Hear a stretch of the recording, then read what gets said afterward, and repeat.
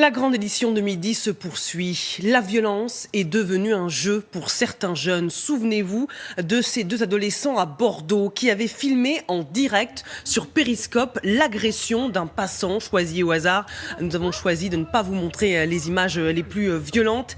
Et hier, c'est un homme ivre qui s'en est pris à 6 passants qu'il a poignardés à Paris, en pleine rue. Depuis un an, les violences dites gratuites connaissent une hausse inquiétante. Une bousculade dans les transports en commun, un refus de priorité au volant peuvent donner lieu à un passage à tabac. Policiers et pompiers sont également devenus des cibles. Qu'est-ce que cette agressivité grandissante dit de notre société? Comment la combattre? On va poser ces questions à Yves Lefebvre. Bonjour. Bonjour. Secrétaire général SGP Police FO. Merci d'être avec nous sur LCI. Tout d'abord, on va regarder ensemble ces chiffres. Les faits d'agression ont dépassé en 2017 le record historique des 600 000 infractions déclarées en un an. Et concernant les violences dites gratuites ou non crapuleuses, celles qui n'ont pas été commises dans le but de voler ou de cambrioler, elles sont en hausse, près de 300 000 en 2017, ce qui fait en moyenne 777 faits de violences gratuites par jour. Comment expliquer une telle dégradation du climat social? Vous savez, ça s'explique selon divers facteurs et divers, je dirais, vecteurs. Déjà d'une, pourquoi? Parce que la police petit à petit a abandonné le terrain. On a concentré la police sur d'autres missions et on a créé notamment des zones de non-droit. Et aussi une grave problématique que nous on dénonce depuis trop longtemps, malheureusement, l'absence de réponse pénale. Aujourd'hui, je dirais que ce soit vis-à-vis de nos concitoyens lambda, mais qui plus est vis-à-vis de tout ce qui incarne les missions régaliennes, la police, la gendarmerie, les pompiers, les personnels soignants, les enseignants. Aujourd'hui, la violence est un mode de vie. Pourquoi? Parce que ces auteurs de violence savent que la plupart du temps, ils ne seront pas punis. C'est l'absence de réponse pénale. D'impunité? Bien sûr, il y a un sentiment d'impunité. Nous, on attend le grand débat, on l'a vu qui plus est après les tristes événements du 31 décembre dernier, avec les violences commises contre mes collègues à Champigny, mais quelques temps après aussi à Argenteuil, à Saint-Étienne, et j'en passe malheureusement tant d'autres. Aujourd'hui, il y a l'absence de réponse pénale. Aujourd'hui, la peur doit changer de camp. La peur est dans le camp aujourd'hui de nos concitoyens quand ils rentrent dans certains quartiers qui n'osent pas déposer plainte aujourd'hui. Ils n'osent pas déposer plainte. Pourquoi? Parce que malheureusement, c'est rentré dans le langage usuel que de dire mais ça ne servira à rien.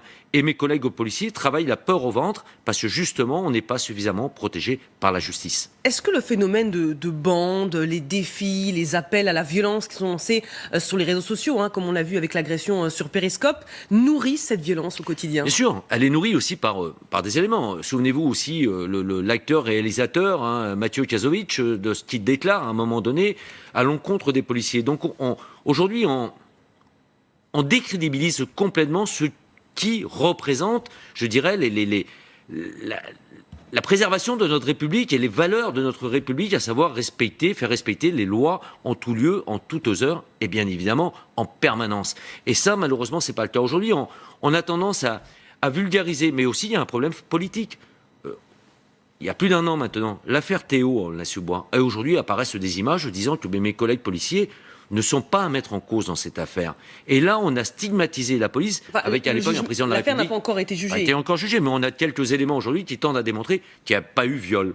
C'est quelque chose que nous, on déclare depuis le départ. Et à l'époque, un président de la République qui se dépêche d'aller au chevet de ce que moi je considère comme étant une mise en cause. Est-ce que vous pensez que la création d'une police de sécurité du quotidien, promesse phare du chef de l'État, pourrait enrayer ce phénomène de violence? Oui, ça doit l'enrayer effectivement. Pourquoi? Parce qu'on va partir dans une phase de reconquête des quartiers, donc il n'y a qu'une présence policière. Et que effectivement les malveillants puissent savoir qu'ils seront sanctionnés. Ça va passer aussi par l'amélioration, je dirais, du dépôt des plaintes. On parle beaucoup de 8 plaintes, de plaintes en ligne. C'est quelque chose qui va permettre aux gens aujourd'hui de plus facilement et dans un espace de temps beaucoup plus restreint de pouvoir dire ben voilà, il s'est passé ça et ça. Et on a aussi un élément très important, c'est la forfaitisation, on peut appeler ça contraventionnalisation, amende pénale forfaitaire, je dirais qu'importe, mais qui est effectivement une véritable réponse pénale. Il faut s'en donner les moyens, il ne faut pas que ça soit un effet mirage, il ne faut pas qu'on reste aux promesses, il faut réellement, et là le gouvernement et qui plus est Gérard Collomb sera attendu, je dirais, à la croisée des chemins, il faut qu'on puisse avancer là-dessus bien évidemment, mais ça doit constituer un des éléments de réponse. Alors on l'a dit, les policiers, les pompiers également sont devenus des cibles privilégiées. Les pompiers qui ont décidé dernièrement de se mobiliser sur les réseaux sociaux avec un hashtag touche pas à mon pompier. Les policiers, ils sont des représentants de l'ordre. On peut comprendre la logique des délinquants, mais des soldats du feu qui sont là pour secourir les gens, est-ce que ça vous surprend ? Ça me surprend, ça me désole, surtout. Ça me désole, bien évidemment, encore plus que pour mes collègues policiers. Mais tout est un ensemble. Mais les médecins aussi n'osent plus entrer dans ces quartiers. Mais pourquoi ? Parce qu'on a laissé, en abandonnant ces quartiers, on a laissé prospérer des économies souterraines. C'est la loi de la jungle dans ces quartiers aujourd'hui. Quelques malveillants, minoritaires fort heureusement, font régner aujourd'hui le désordre complet, imprègnent une politique de chaos dans ces quartiers. Et bien évidemment, le pompier arrive, le pompier est le symbole de la République, il ne doit pas être là parce qu'il va venir éteindre un feu de voiture, parfois même simplement un feu de poubelle, mais ce sont ces voyous, ces criminels qui ont initié ces feux. Donc on ne doit pas pouvoir empiéter, je dirais, sur leur plate-bande, et ça c'est scandaleux. Alors les régions les plus touchées par les violences contre les pompiers, en tête de ce classement, il y a les Hauts-de-France, ensuite il y a l'Auvergne-Rhône-Alpes et le Grand Est, devant l'Île-de-France. Est-ce que ce classement vous étonne ?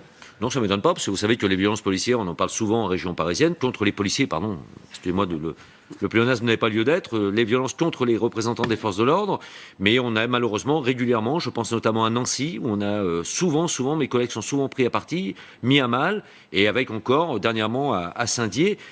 Vous savez, que ce soit contre les pompiers, contre les policiers, contre les gendarmes, ce qu'on attend tous et toutes, c'est une réelle politique pénale avec une réelle réponse pénale, qui n'existe pas aujourd'hui. Il faut que la peur change de camp. Il faut que ces auteurs soient durement sanctionnés. Là, je parlais de Gérard Collomb, mais Madame la garde des Sceaux est aussi attendue avec la réforme de la politique pénale. Et l'opinion publique, de quel côté elle est ? On se souvient qu'il y a eu ce jeune homme noir d'une vingtaine d'années qui a été tué à Châtelet, dans les couloirs de cette gare parisienne.